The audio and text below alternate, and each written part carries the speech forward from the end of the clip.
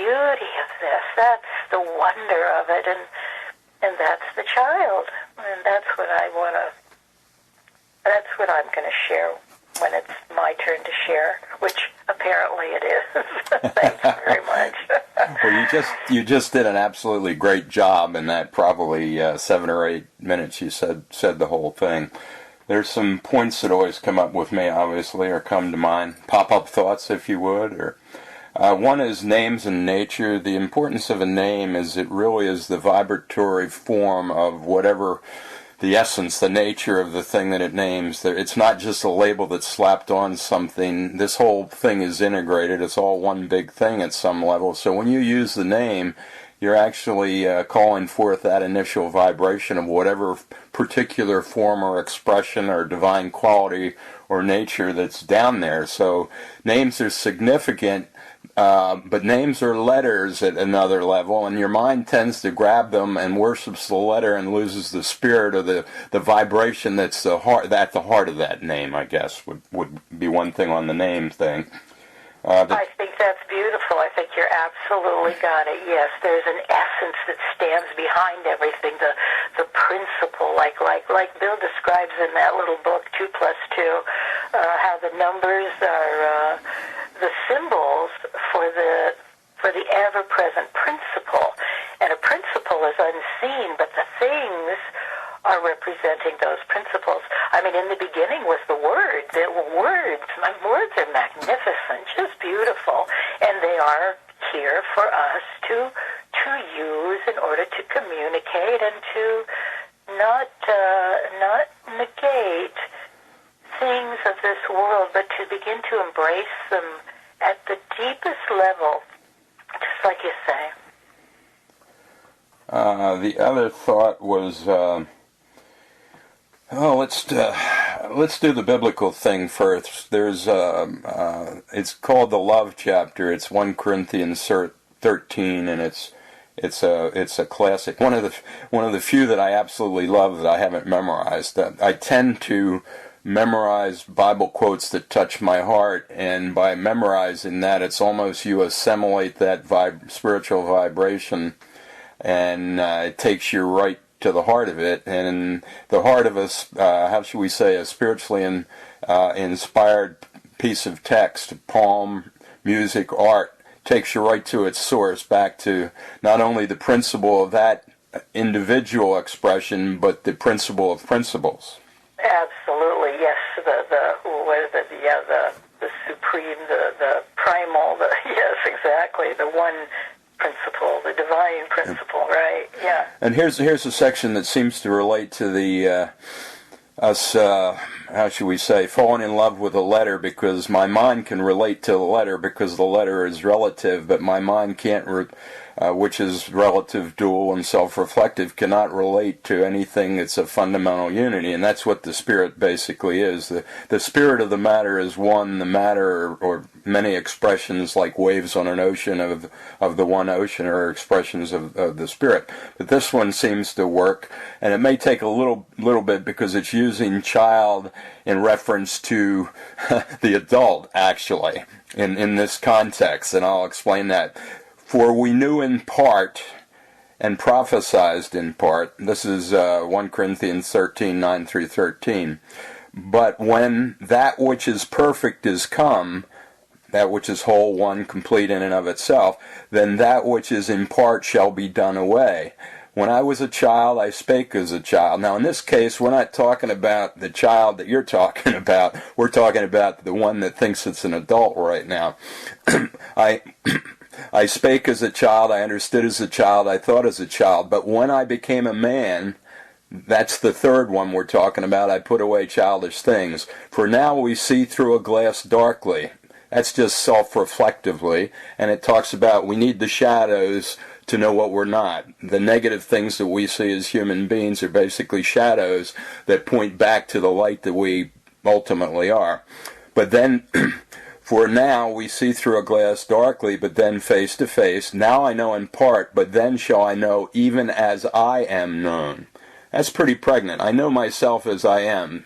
A direct apprehension, no discussion, no doubt, absolute certainty. It's face to face with the spirit without any reflection or seen through direct insight or direct intuition. Intuition is cool. You can break it down into it.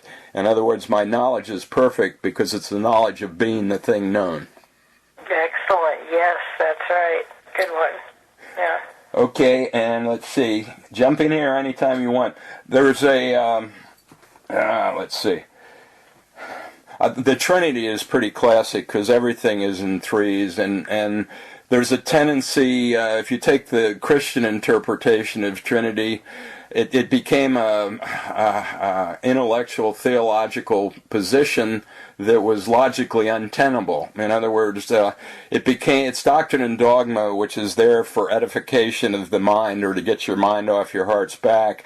But ultimately, it's you have to. It's a mystery. You'll find out later. Well, let me give you a clue. If it's later, it doesn't exist. It's begging the question. It's essentially changing the subject.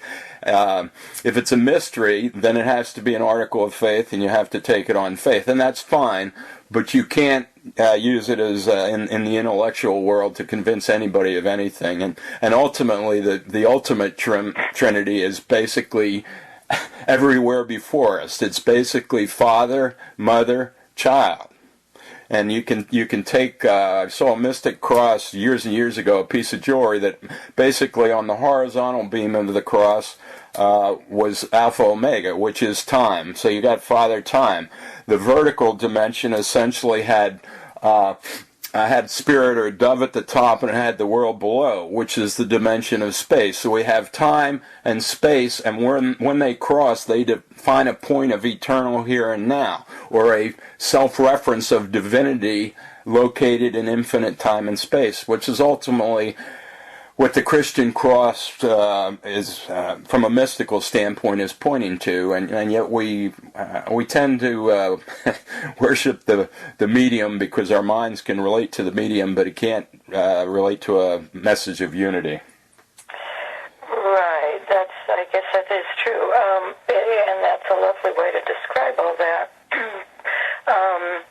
The idea of faith and believing, those are also a couple of things that the non-dualists have a real negative approach to. And I just think, faith and believing are such beautiful gifts. I mean, that is where the child lives in a state of... It isn't like a faith in something, but it is faithfully living and faithful to the light and faithful to the truth and faithful to your knowing and faithful, like a lover is faithful. You're true. You stay with. And to me, that's being faithful. And believing is... I could not have arrived here had I not believed. And to throw out believing is rather, I would think, I've experienced it. I tried to throw out believing. No, I don't know if I did try to throw out believing. Never mind.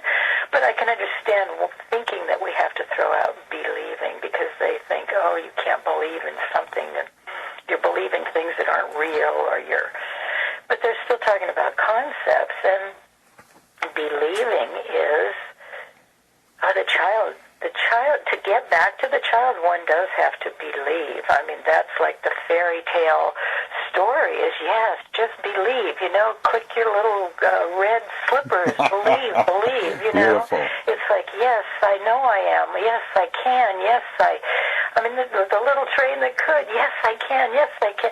I mean, all that, all this wonderful stories about believing, they touch the heart because it is the truth. There is truth in believing, and we can't make it through. I don't think we can make it through if we don't have belief. But it has to be that. I mean, you have to find it the kind of belief that's deep in your childlike soul.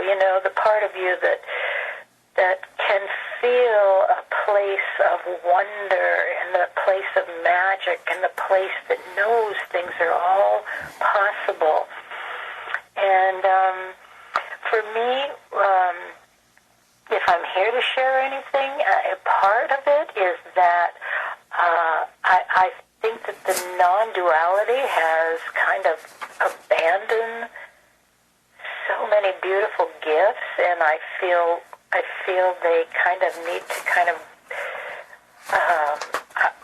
I would like to help them return to their heart and return to their soul, because they have so much to give. Once they've traveled that journey of the absolute, they're almost ready for the third step. And I guess I'm kind of saying, it's great that you went that route, but listen, there's another step to this, and it's one more place higher than both the objective world and the subjective world, and the understanding of non-duality. If you just are going to understand it in an intellectual way, it's a very sad, bleak scenario, and it causes a lot of chaos and turmoil, and I think it's caused a lot of chaos and turmoil actually on a very collective level, because if you don't know where you're going and you're just kind of living in this empty sense of trying to get rid of a sense of yourself and your identity and your uniqueness, and really the part of you that is sitting right next to God, I mean, that self that they're trying to get rid of is the self we need. This is the self that shows us the way. This is the self that we can hold the hand of, because this true core self is holding the hand of God. It's like if we're lost in this world, you can hold the hand of the child, and that child is holding the hand of God and knows exactly how to show you out, how to show you the way.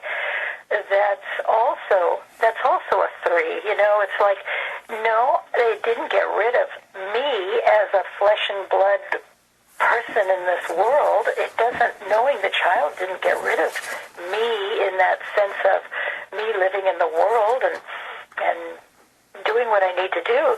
But there's a sweet thing that happens. There's times when I am just being purely the child, simply and sweetly being the child, and then there's times when sometimes I need the child, and I can turn to the child, and I will say, hey, you know, I need to do this, or I need to do that. Show me how to do it. And it's right there with me. It's like my past, present, and future self knowing exactly where to take me so that I can get there, so that I can do the right thing, so that I can find my way.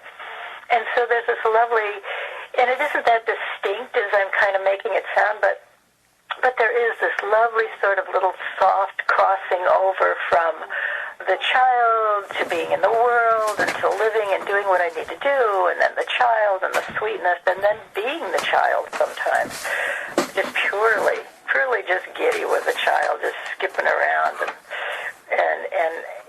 it's all possible. That's what's so beautiful about finding the child is you get to be so many things at once. It's like, what a joy this is. That's what really took me over the moon, was when I realized I get to be everything I love about me. I get to be all of me. I mean, that nothing got thrown out. That was the miracle of miracles. That was when I just went, wow. They tell me God is good. God really is good. God isn't making me throw some part of myself out of this. I mean, yes, I might have a goofy sense of humor and nobody gets me, but that's my charm. That's my delight. That's the one that God loves, you know. It's like all my, or even to put it, all my imperfections, you know, and we hear this, it's a lovely quote, you know, about, yes, our imperfections are our beauty. These are the gifts. I don't have to be perfect in the eyes of